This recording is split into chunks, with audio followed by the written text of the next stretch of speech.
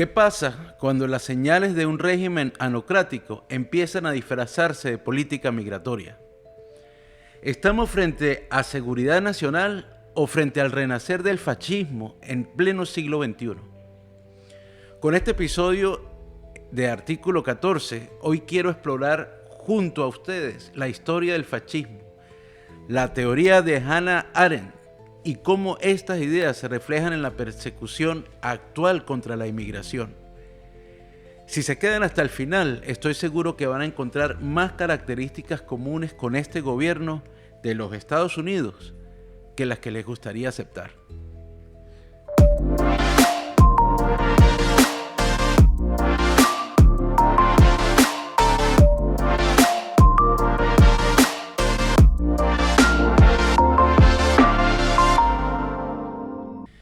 El fascismo del siglo XX se manifestó en los regímenes como en el de Mussolini en Italia y el de Hitler en Alemania. Sus elementos centrales fueron el culto al líder, la creación del enemigo interno, el uso de la propaganda y la violencia institucionalizada.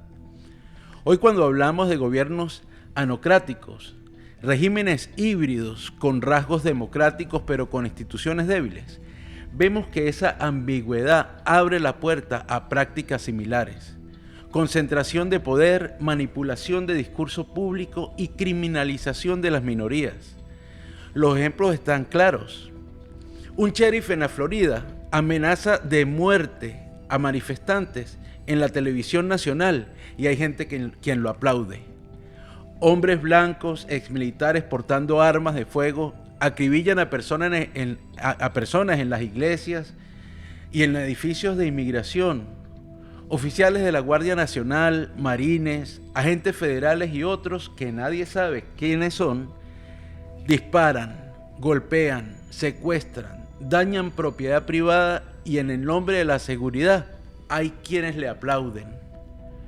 Trump inclusive en su campaña prometió ser dictador por un día y la gente lo aplaudía. Hoy está concentrando todo el poder del Estado y desconociendo la Constitución y las Cortes, y aún hay gente que lo aplaude. Cuando lo impensable se volvió normal. Hannah Arendt, en su obra Los orígenes del totalitarismo, explicó cómo los regímenes avanzan a través de la deshumanización del otro. Conceptos que incluye como convertir a ciertos grupos en menos que humanos, para justificar cualquier cosa en contra de ellos.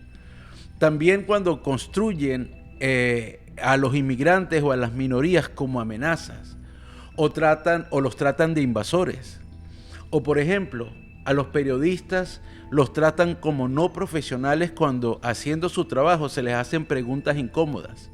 Entonces ya se convierten en enemigos del pueblo. Los opositores ya no son una contraparte política, son traidores radicales izquierdistas.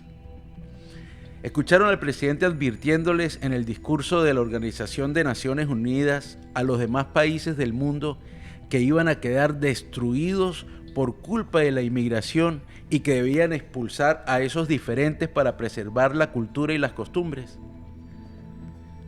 Supremacismo blanco, cultivar una raza aria. ¿De qué se trataban esas palabras? Cuando una parte de la sociedad acepta que hay otra parte que son menos que humanos, entonces ya se cruzó ese límite de civilización y ya se aceptó el primer paso al totalitarismo. Implantar la banalidad del mal. Cómo personas comunes cumplen órdenes sin cuestionar su impacto humano o sin pensar críticamente. Como cuando se le dijo a las personas que los haitianos estaban comiendo los gatos y los perros de los vecinos. Una persona llega a la presidencia por un proceso democrático. Existen leyes y una constitución, por lo menos en el papel, que está en principio aceptada. Sin embargo, algo cambia. ¿Pero qué es lo que cambia? En la mente de las personas, las justificaciones como por ejemplo, es que el presidente es así, tiene mente de negociador, lo que quiere es imponer respeto, es su forma de manejar las cosas. La excusa general no es para tanto. Esos funcionarios militares que están atropellando a los propios ciudadanos americanos seguramente llegan a sus casas pensando que cumplieron con su trabajo y pueden llegar hasta sentirse bien, porque solo responden a órdenes sin humanizar sus actos. Esto es la banalidad del mal en su máxima expresión. Las redes sociales, la propaganda, los discursos de odio propagados en contra de otros, a quienes se presentan como malos, hacen que sus seguidores repitan sin reflexionar acerca del alcance o la veracidad de esas afirmaciones.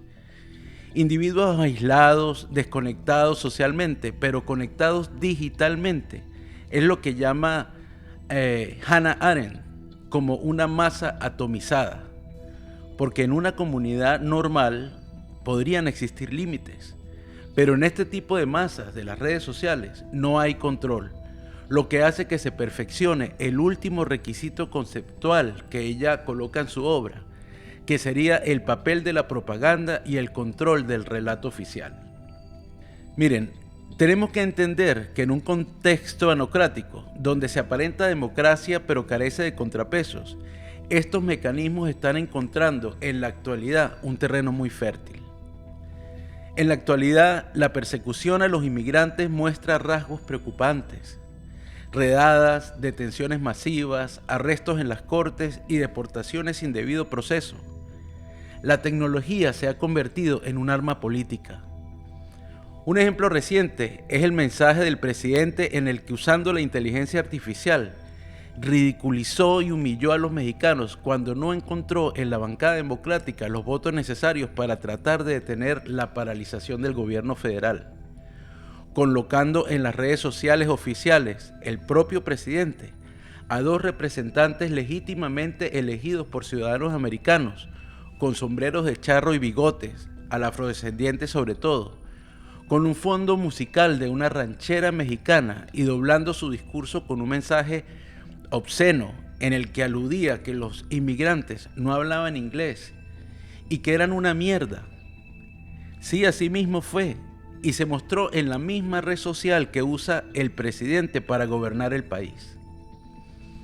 Este tipo de actos no son simples bromas, son estrategias de deshumanización que recuerdan las caricaturas propagandísticas del siglo XX, ahora con herramientas del siglo XXI.